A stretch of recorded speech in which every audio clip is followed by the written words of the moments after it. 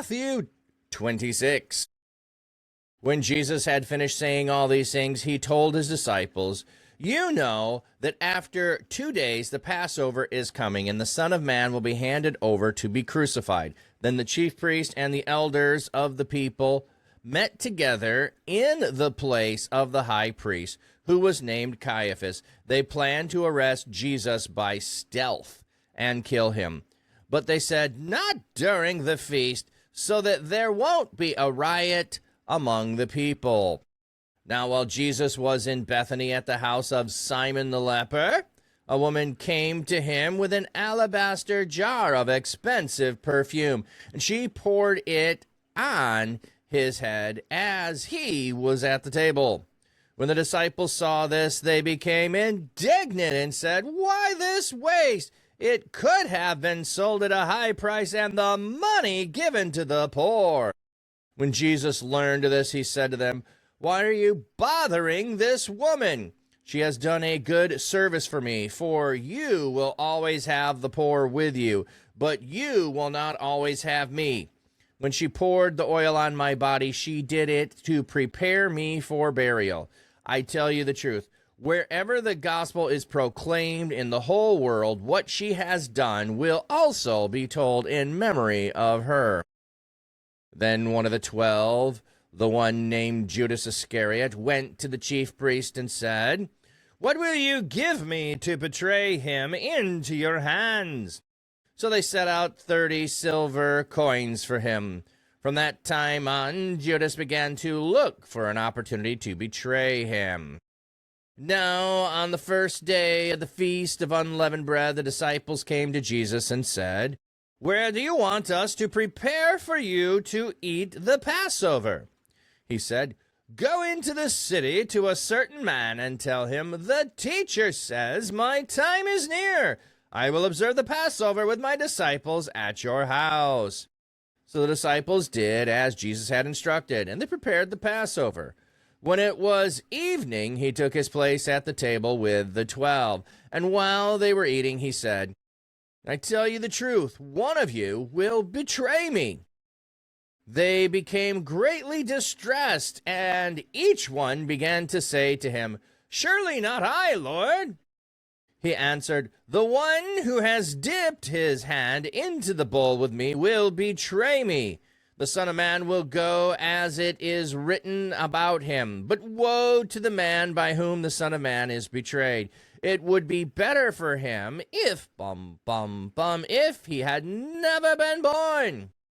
Then Judas, the one who would betray him, said, "Surely not I, Rabbi." Jesus replied, "You have said it yourself." While they were eating, Jesus took bread, and after giving thanks, he broke it, gave it to his disciples, and said, "Take, eat, this is my body." And after taking the cup and giving thanks, he gave it to them, saying, "Drink from it, all of you, for this is my blood, the blood of the covenant that is poured out for many for the forgiveness of sins. I tell you, from now on, I will not drink of this fruit of the vine until the day when I drink it new with you in my Father's kingdom." After singing a hymn, they went out to the Mount of Olives.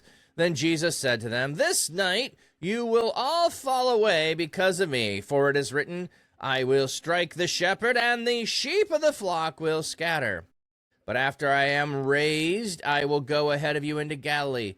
Peter said to him, if they all fall away because of you, I will never fall away." Jesus said to him, "I tell you the truth, on this night before the rooster crows, you will deny me 3 times. Peter said to him, even if I must die with you, I will never deny you." And all the disciples said the same thing. Then Jesus went with them to the place called Gethsemane, and he said to the disciples, "Sit here while I go over there and pray."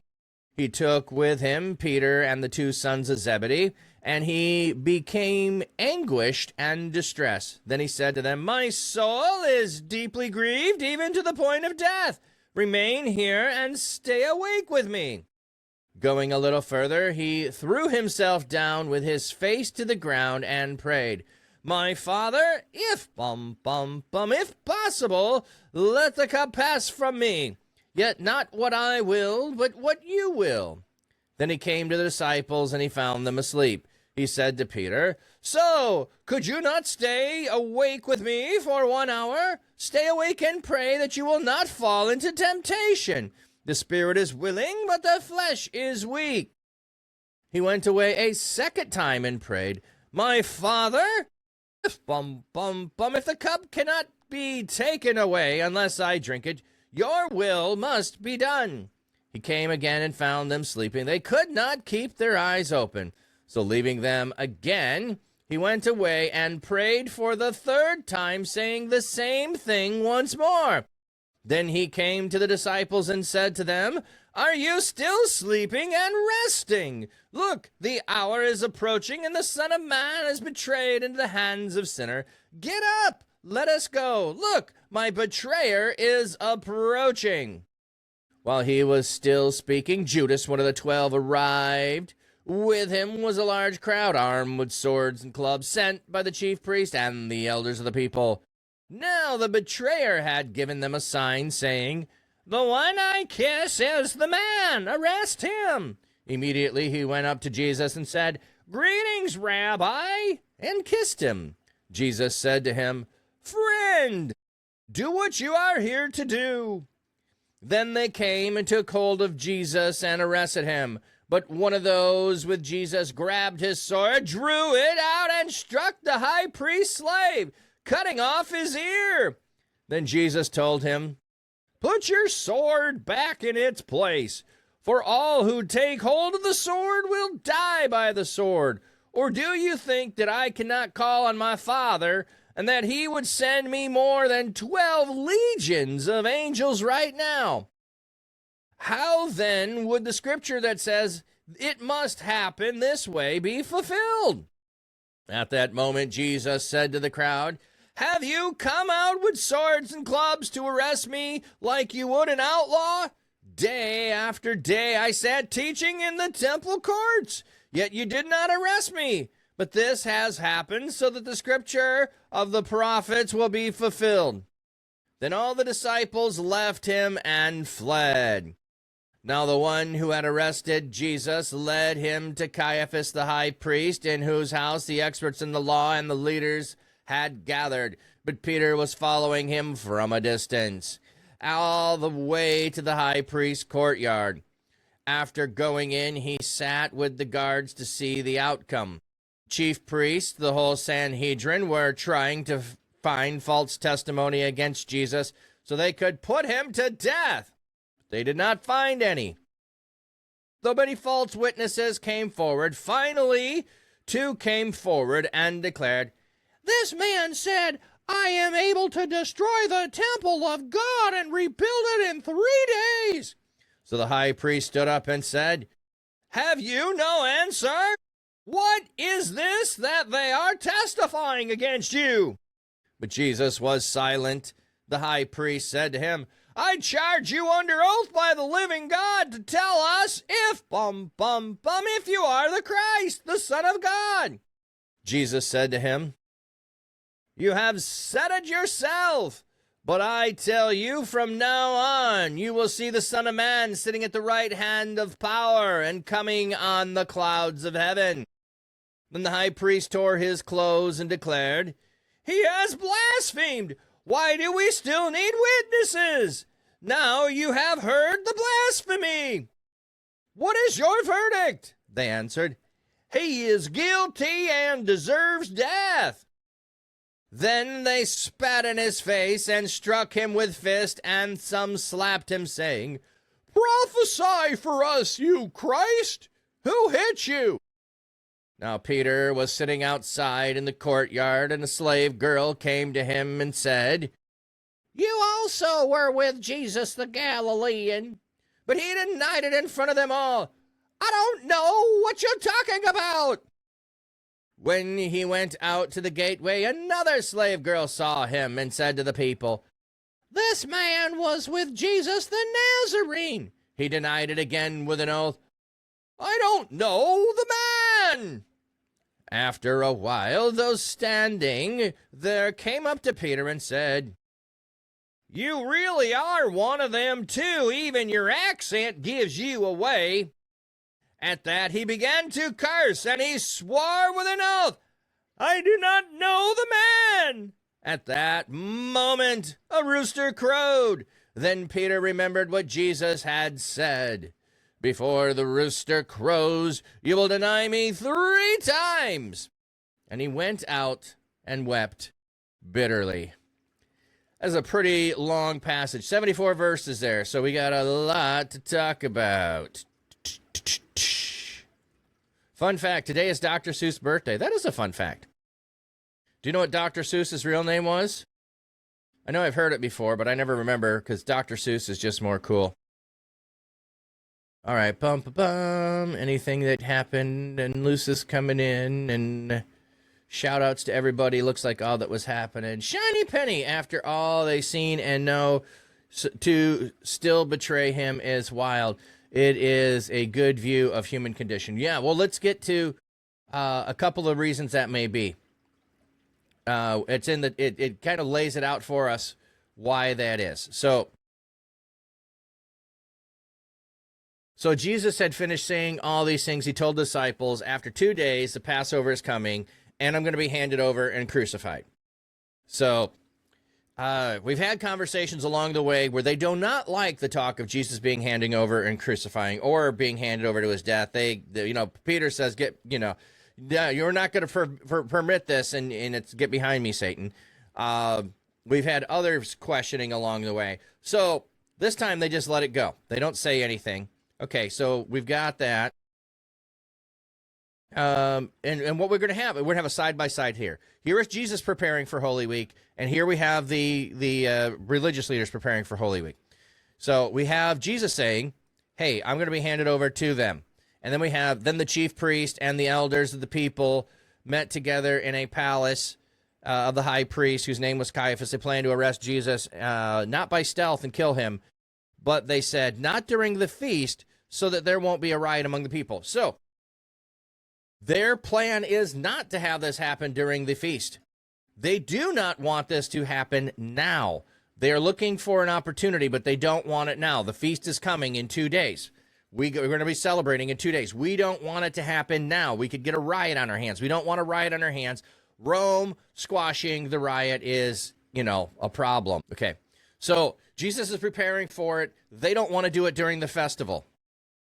So Jesus is in Bethany at the house of Simon the leper. So Bethany is also where Lazarus lives, and there seems to be a few people there who are lepers. So he is at a leper's house. There is a alabaster jar of perfume that gets, poured on his head at the table.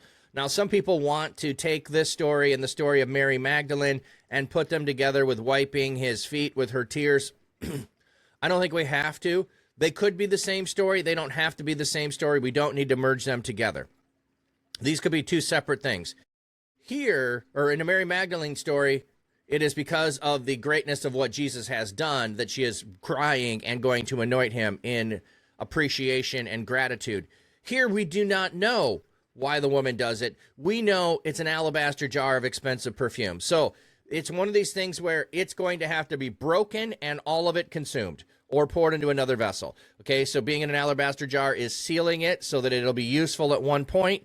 And here's why Judas, I think, gets the final straw for him. The final straw. He has the money purse. He is the money keeper. In another gospel or another place, it tells us he would help himself to money from the money pool because he kept it, and so he could embezzle it, use it for his own uses, take advantage of that. The disciples all are saying, why the waste? It could have been sold at a high price and the money given to the poor. Yeah, if it's a high price, then, you wouldn't miss a little bit of it being skimmed off the top. So Judas is upset by that. Also, I don't think Judas likes the talk of, going to Jerusalem and being handed over and crucified. I think Judas in some ways wants to force Jesus' hand to prove that he is the Christ and that his kingdom is going to come now by force. I think there's some clues that Judas may have been a zealot, or at least zealot approval.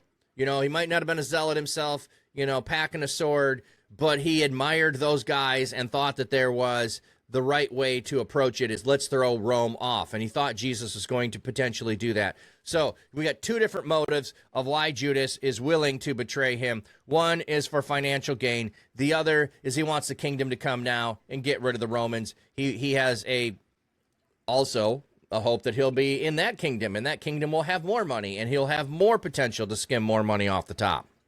So, yeah. Oh, and maybe he got angry because Jesus didn't. Yeah.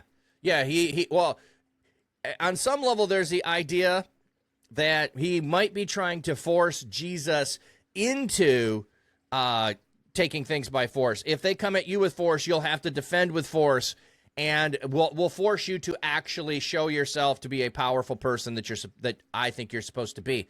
He misunderstands what Jesus is going to do. So in all of it, no matter how you view Judas, we have to do some interpretation from the text to try to find his motives. So I don't know that these are his motives. Other people disagree. Some want to just look at the fact that it gets later on that, Satan enters into him. So these are not his own wishes. But I really don't think you can do anything against your own wishes. You just go along with, and your wishes become aligned with the wishes of Satan. Not to just say he was a puppet of Satan. That's one of the problems if you go that direction too far. So he definitely, we already know, is wanting to skim money. Here's a way he could get upset about Jesus, again, caring about the poor instead of caring about power. And so it upsets him enough to, but I don't know that he is doing this because he is abandoning Jesus. Like, I'm abandoning what I believe Jesus is. No, he just has a different view of who Jesus is. He sees Jesus, the Messiah, is supposed to come and throw off Rome. So he is going to take actions that will help that be able to take place. Help that come to pass. I think that's how we're supposed to see it. Social Ant, you need advice. Not really, but you need reinforcement. Help, I'm being attacked. Oh. Where at?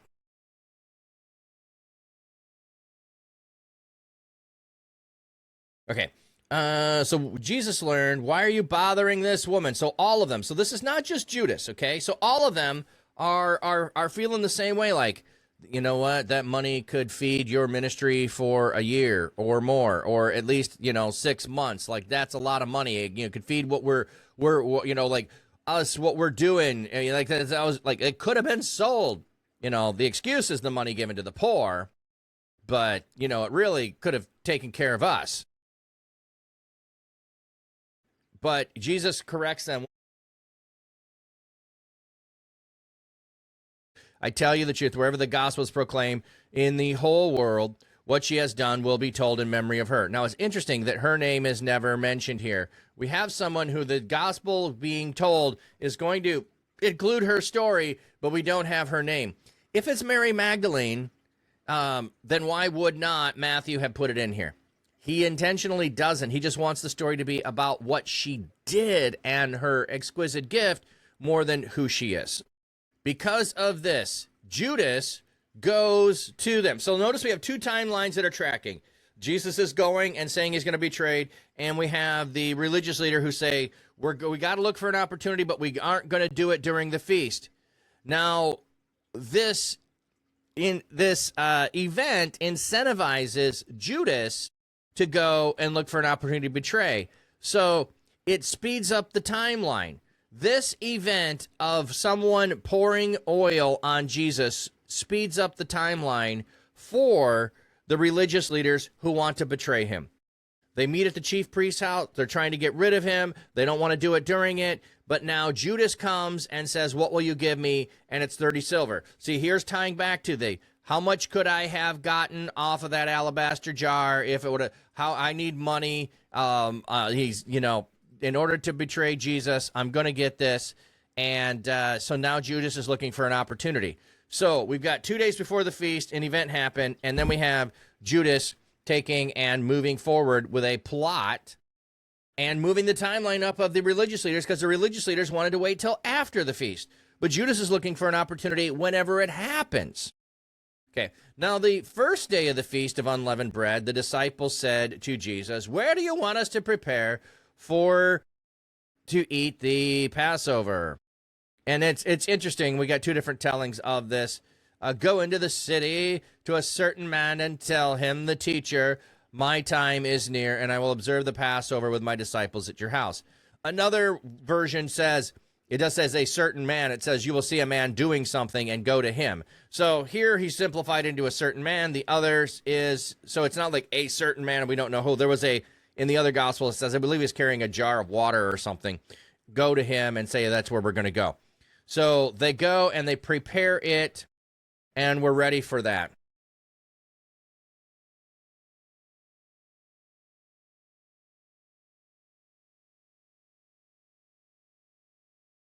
Okay. When it was evening, he took his place at the table with the 12. And when they were eating, he said, I tell you the truth, one of you will betray me. Then they began greatly distressed, and each of them began to say, surely not I, Lord. And he answered, the one who has dipped his hand in the bowl with me will betray me. The one who has dipped his hand in the bowl with me, to point out, the point of Jesus' comment here is not identifying a specific individual per se to indicate that it was one who was close to him, someone whom no one would suspect. His comment serves to heighten the treachery of Judas' betrayal. Well, maybe. I don't fully, because it's also past tense. So also, it's a way of saying the one on my right hand or on my left. And also, we know where the seating table is. When we put together the seating chart of everyone who is around the table, we have John is sitting on Jesus' right, and it's a U-shaped table. So John is sitting at the end of the table, at the beginning of the U. Jesus is next to him. You all face into the center of the U. Judas is on his left. So if it's one who has dipped the bread in the bowl with him, it's one who's on the right or left. If it's meant to be literal here. But yes, it's one who was close to me, one who was close enough to be able to dip. So it wouldn't necessarily have to be literal. It could just be, it's one of you who are here, a different way of saying it. However, it's very likely because Jesus gives the bread to Judas as he gives it to everyone, and it gets passed around. Full screen. But, so we have the one who is going to, they're all trying to figure out who is it. They're all saying, not me. So it's interesting here. What do we make of the fact that they're all asking, surely it's not I, Lord? They all know on some level their capability of doing this. They all on some level realize their capability of doing it. So as they go and they are looking in, or he's doing this, I think they're all curious on some level, and they're all concerned it could be them. Then Judas said, surely not I, and he said, you have said it yourself. Okay, that's a weird, you have said it yourself. Is it I? You have said it yourself. Has not specified the translation clear. Oh, Jesus, the referent, has not, or has been specified. Jesus replied. It could be just he replied. They're making sure we know Jesus replied. You've said it yourself. While they were eating, he took bread, and after giving thanks, he broke it, giving it to his disciples, saying, take, eat. This is my body. And after taking the cup and giving thanks, he gave it to them, saying, drink from it, all of you. This is my blood, the blood of the covenant that is poured out for many for the forgiveness of sins. I tell you, I will not drink of the fruit of the vine until the day I drink it anew with you in my Father's kingdom. So, I just look at the phrases here. Do not worry about anyone's theology. If you're consubstantiation, transubstantiation, strictly memorial. Let's put all of that aside. Put all of those aside. What does the text say? What does Jesus say? He doesn't say, take, eat, this represents my body. Okay? Then we have to figure out what does that mean. And if it is, and I think one of the reasons he uses the word is because if we go to the phrasing of I am, God is, so we have the God is not a God of the dead, but the God of the living. So we have it in the present tense. It is, it not it becomes, or not it represents, or it will become, or it is like. It is. Straight up. This is my body. This is to participate in relationship with me. And taking the cup, he says, drink all of you. This is my blood, the blood of the covenant.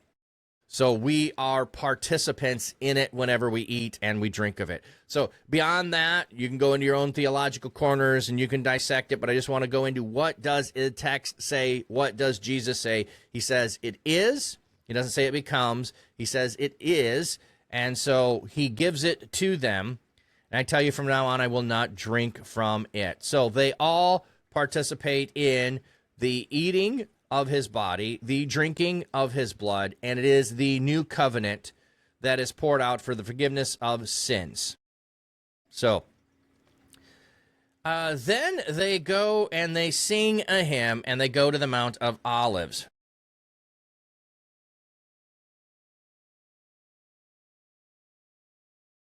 If it is a symbolic thing that shows it, some will disagree. It has to be a certain sanctified thing. I don't want to get into those things.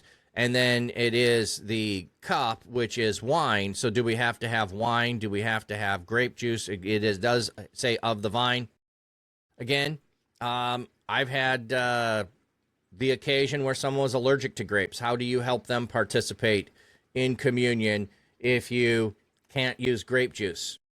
So since Jesus turned water into wine on the occasion where that person was there, we chose to use water, and everyone participated by having water because Jesus symbolically has turned water into wine. Yeah, allergic to grapes. Yes, they were allergic, so they could not participate.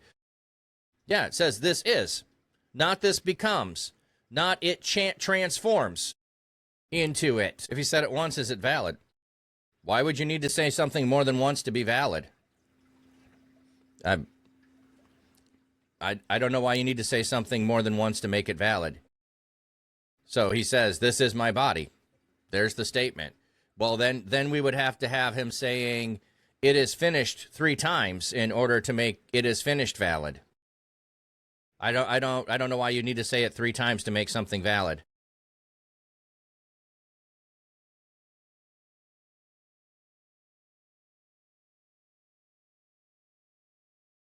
I do not understand what point you're trying to make, Social. I'm sorry. I'm missing the point you're trying to make.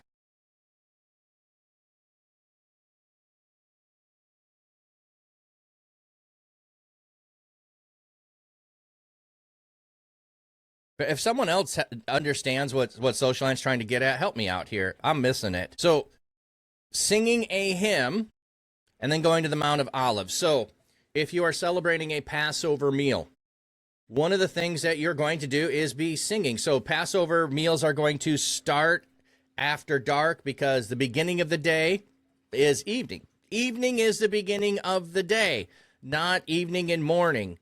Evening and morning. Because of evening and morning, evening is the beginning of the day. So as we go into it, the beginning of the day is at night, and they're eating the meal after dark at the beginning of the day.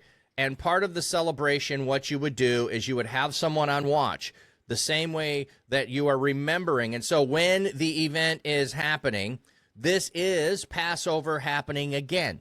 This isn't a remembrance of Passover. This is participation in Passover. So you are participating in it in the time that you are in remembrance of it. So it's not we're just remembering and going through the motions.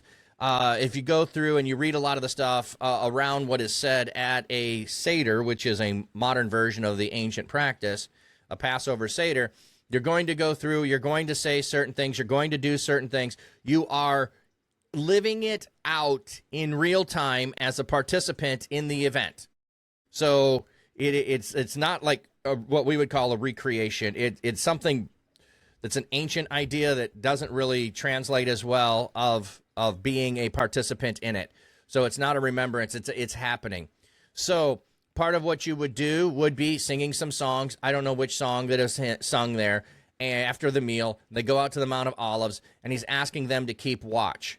Why does he ask them to keep watch? Because on the Passover night, you were to keep watch and be ready so that at any moment, when the order comes, when you are going to have your freedom, it could come at any moment. So you are ready to go and wake the household up. So someone needed to stay guard all night, watching and waiting for what happened. So what Jesus is doing now is going to that part of reenactment. So he goes out to the Mount of Olives. This night you will fall away, because it is written, I will strike the shepherd and the flock will scatter. So they're going to be scattered all over.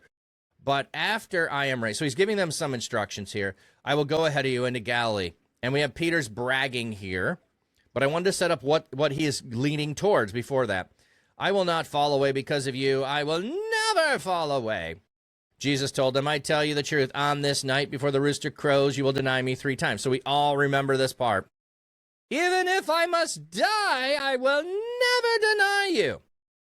And all the disciples said the same thing. Oh, wait, all the disciples said the same thing? All of them said, I will, even if I must die, I will never deny you. Why is Peter the only one that actually has this happen? Because Peter's the lead, and Peter is the one who says it first. But all of the disciples say the same thing. The same with, is it I who will betray you? They are all participants in this. It's not just observers in it. They all make the claim that they will not deny him. Then Jesus went within the place called Gethsemane. He said to his disciples, sit here while I go over there and pray. He took with him Peter and the 2 sons of Zebedee, and he became anguished and distressed. Then he said to them, my soul is deeply grieved, even to the point of death. Remain here and stay awake with me. So he is inviting Peter and the 2 sons of Zebedee, James and John, to participate in the keeping watch. They are supposed to be the ones keeping watch, because that's what you do on this night. You keep watch. The other disciples came. He left them at one location. He's brought them closer to where he is, to remain on watch, on guard. Because what happens on this night? The angel of death comes and claims those who are not under the blood. Well, all of them are under the blood, because they have all participated in the Passover meal and have eaten the bread and eaten from the cup. So they all are, but they are to remain on watch. Now, we're not doing with the literal, they're inside the house, that kind of a thing. But they're supposed to be participating in the events of the night by keeping watch, and they fall asleep. So we just think about this as them thinking about Jesus and falling asleep there. But no, they're participating in the Passover. Yeah, Peter is the voice of the group. Absolutely, he is.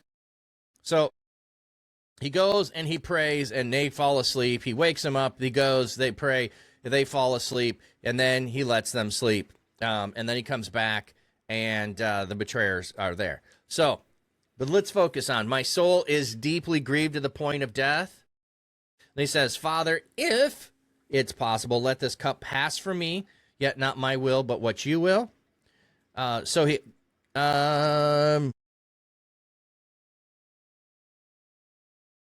he went away a second time. My Father, if the cup cannot be taken away unless I drink it, your will be done. And he went away again the third time and prayed. So anyone who thinks that you are not supposed to pray the same thing, or if praying again is a sign that you have doubts, Jesus prays 3 times. Jesus prays 3 times.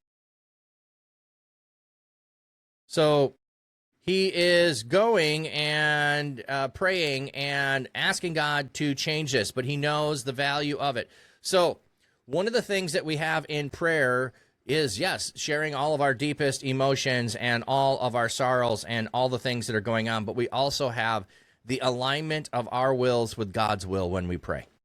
And we can really see that in Jesus. Not my will, but yours. I know what I have to do. I know where this is leading. I am going towards it, and I am going to do it. And he comes back. The hour is approaching. The Son of Man is betrayed. Look, my betrayer is approaching. So Now, while he is speaking, Judas, one of the 12, arrived with a large crowd armed with swords and clubs sent by the chief priests and the elders. So notice it's chief priests and the elders. So all of the chief priests are not Pharisees. They're not, they are going to be priests, right? Which means they are of the Aaronic line. They are the ones in the temple that do the work of the temple. So while Jesus has been often talking to the Pharisees and sometimes talking to the Sadducees and sometimes talking to the Herodians, here the religious power has come and the elders of the people. The betrayer gave a sign that I would kiss the man and arrest him. So there's an intimacy in here. And there's also the, hey, I was just greeting you. I didn't do anything. Like, you know, but also like it was an unnecessary step. Actually, they would know who Jesus was. If he has been in the temple and they are in the temple, they would know who he is and be willing, ready, and able to arrest him. So I'm always like, wow, the betrayal is that deep that you do it with a kiss. Greetings, Rabbi, and he kissed him. Friend, do what you are here to do. So here, the saying to him, do what you have to do, is put in the time of the arrest. In some of the other Gospels, it's put at the table. Regardless, we have that going on. And then one of those with Jesus grabbed his sword, drew it out, and struck the high priest's slave. I always find this funny. He attacks the person least likely to be able to do anything to defend himself. He attacks a slave. Probably defenseless. Also could be the closest one to him. In this occasion, we do not have Jesus healing the slave. In another one, we do. But Jesus says, put your swords back in its place, for all who take hold of the sword will die by the sword. Or do you not think I could call my Father and he would send 12,000 legions of angels right now? A legion was an army unit of about 6,000 soldiers. So 12 legions would be 72,000. So we have, oh, here it is, high priest slave at 51. You just read Genesis with breakfast, trying to play catch up, if you can't tell.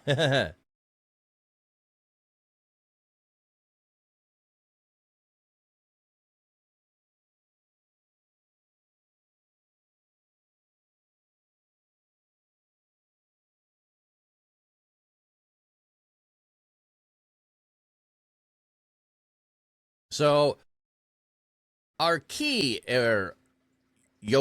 I'm not sure. Archios? Strong's G, 7.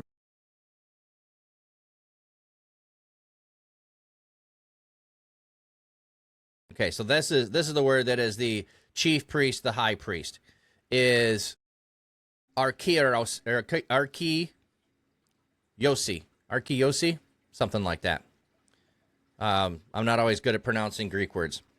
So, okay, so that's who it is. He cuts off the ear, put the sword away. I could call on legions of angels and stop this if I wanted to. But then how would Scripture that says it must happen this way be fulfilled? At that moment, Jesus said to the crowd, so he now talks to the crowd after there's actions. Have you come with swords and clubs to arrest me like you would an outlaw? Day after day I was teaching in the temple courts, yet you did not arrest me. But this has happened so that the scriptures of the prophets will be fulfilled. Then the disciples left him and fled, which Jesus said they would do. So he stops the fighting. So they're willing to fight. So Peter, think this through. So we know that it's Peter who later says this. We know it's Peter who takes the sword. But Peter said, I was willing to die for you. And he's like, you're going to deny me 3 times. So Peter does live up to the, I was willing to, he brought the sword out and he got rebuffed for taking the sword out. Put that away. Now they all flee after he addresses the crowd who comes to him, the armed crowd who comes. I was in the temple courts. Why didn't you arrest me then? But this is to fulfill scripture. So he is constantly pointing to, Matthew is constantly pointing to that that's what it's been all about. So they have all fled. Now, the ones arresting him led him to the high priest. Okay. The experts in the law and the elders had gathered. This is illegal. You cannot have a trial at night in the dark. Okay. It has to be by daylight. So it's already a problem. And in that, additionally, the whole Sanhedrin were trying to give false testimony. So the chief priest and the whole Sanhedrin.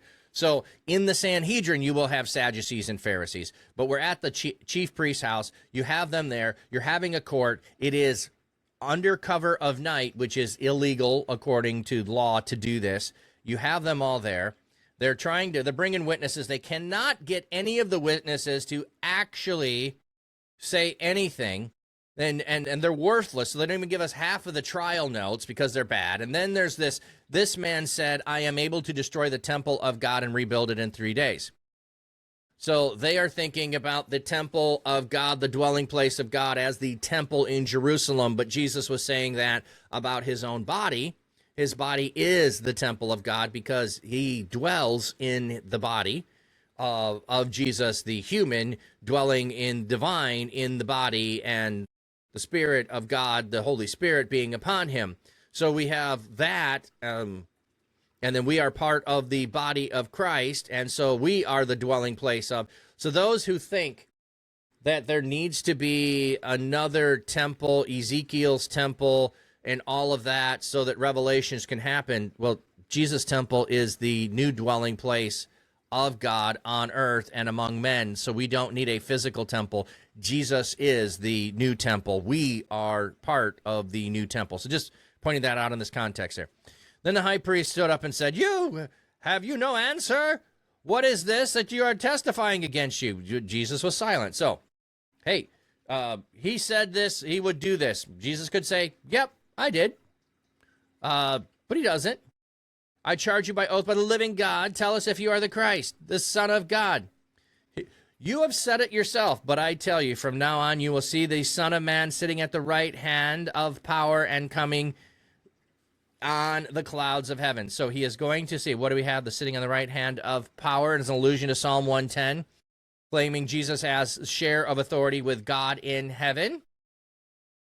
And then we have coming in the cloud. Can't remember if this is Daniel or Ezekiel.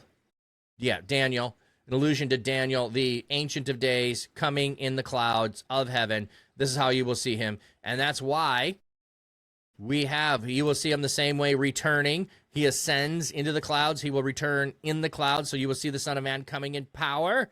So he is giving you two quotes from the Old Testament of the second Yahweh figure, the second God figure in the Old Testament, quoting two of the times that is mentioned and claiming that he is the second Yahweh figure from the Old Testament. Then the high priest tore his clothes, which is also illegal to do. The high priest is never to tear his clothes.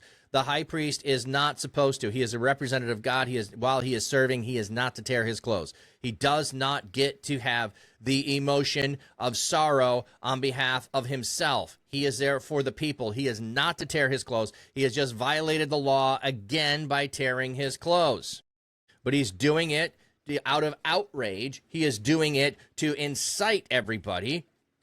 He has blasphemed. Why do we still need witnesses? Now you've all heard the blasphemy. What is your verdict? So he is rushing them to a verdict. He is guilty to deserve death. So that's what they get. And they spit in his face. And then they slap him. They prophesy and say, who hit you? Tell us who hit you. You're the Christ. Well, then you got to prove it by we're hitting you. And you're going to tell us who it is. So Peter is sitting outside. So a slave girl says, you are with the Galilean. He denies it in front of her, or in front of them all. He went to the gateway. So he leaves the person who has called him out. And another slave girl says to him, this is the man who was with Jesus. He denies it with an oath. So it's even stronger. He went from, he denied it. He denies it with an oath. I don't know the man. Now, we don't know what the oath is. It doesn't matter. Like, I swear on my mother's grave or something like that. Who knows? He does it with an oath. I swear by the gold in the temple, more likely. And then someone else says, you are And at that, he began to curse, and he swore an oath. So he ups it the third time to cursing and swearing an oath, not saying swear words. That's what not cursing means. He is calling down curses in some way. He is cursing a person. He is issuing a curse. If he does know them, he is swearing under oath. I don't know the man. At that moment, the rooster crows.